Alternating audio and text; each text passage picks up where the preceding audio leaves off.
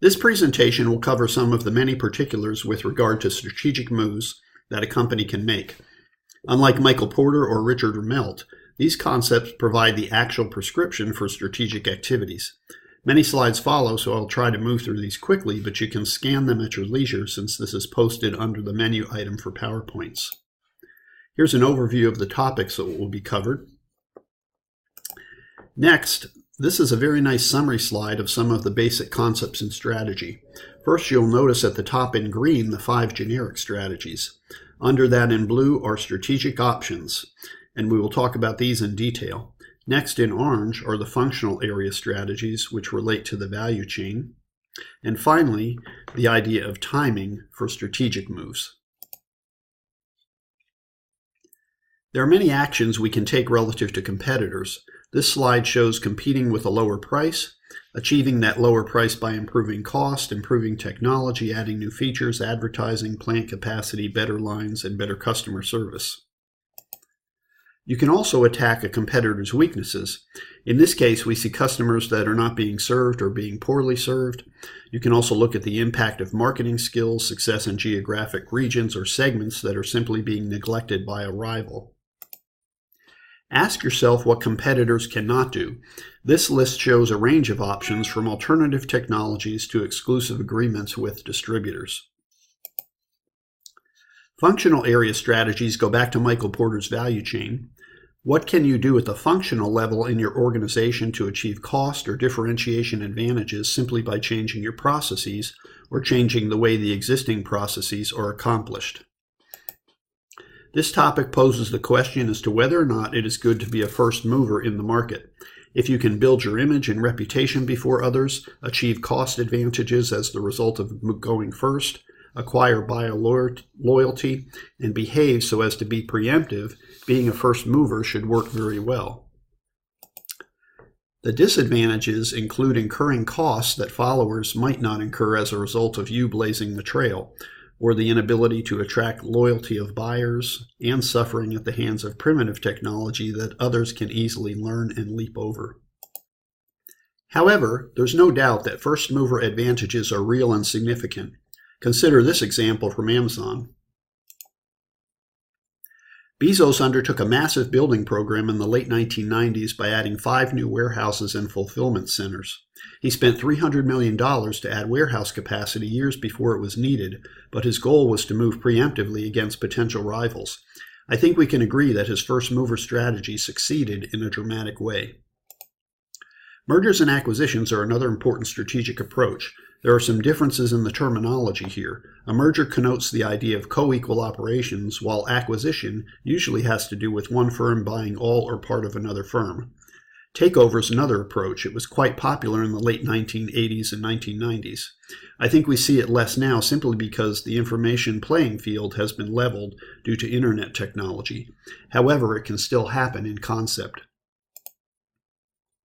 This video captures the notion of a hostile takeover. It's only 3 minutes long and very interesting.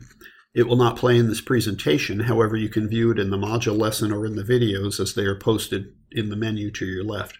It's well worth watching. I can't recommend the remainder of the movie, although there is a 10-minute section at the end which involves a shareholders meeting that's worth watching. But the rest of the movie is irrelevant for our purposes.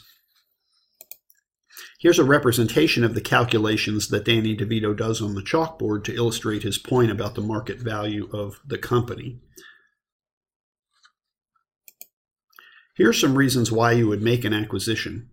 Note the words increase, overcome, learn, and develop, reshape, and lower things like costs or risk. Acquisitions can be attractive, but there are also problems that can occur. In the next lesson, we will discuss the problems that are driven by too much diversification. The myth of synergy is an interesting perspective relative to merger and acquisitions as well.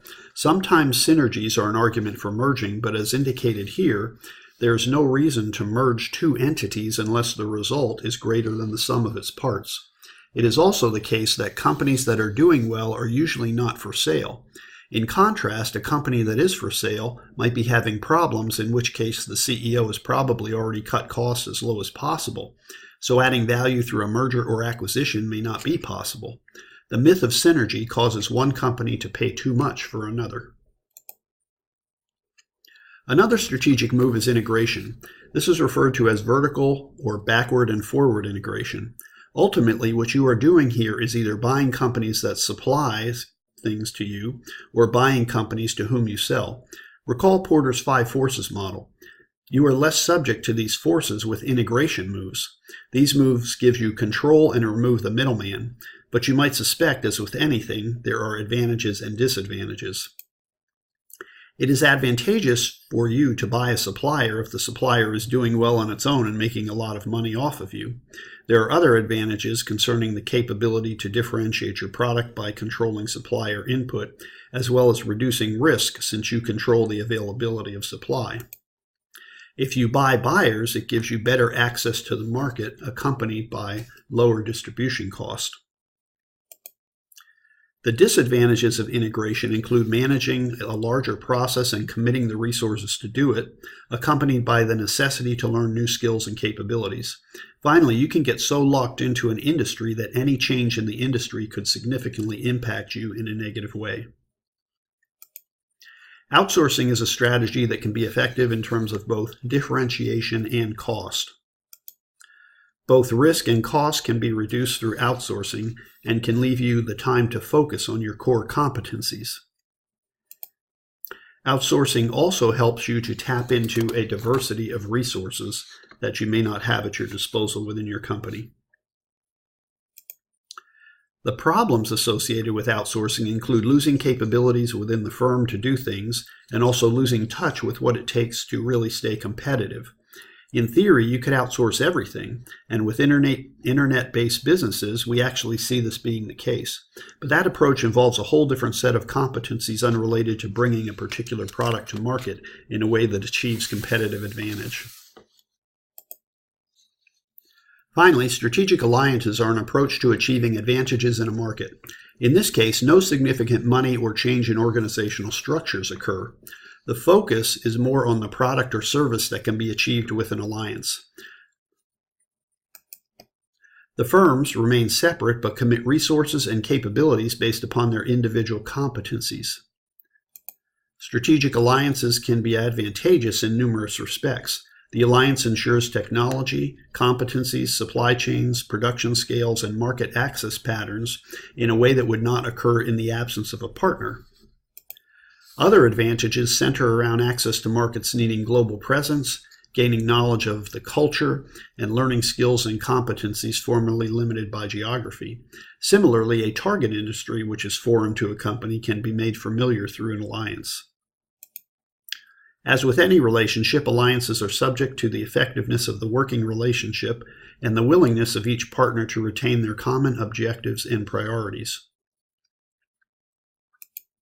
Despite any problems with alliances, these authors in the strategy field state that strategic alliances are necessary due to increasing complexity in the business environment.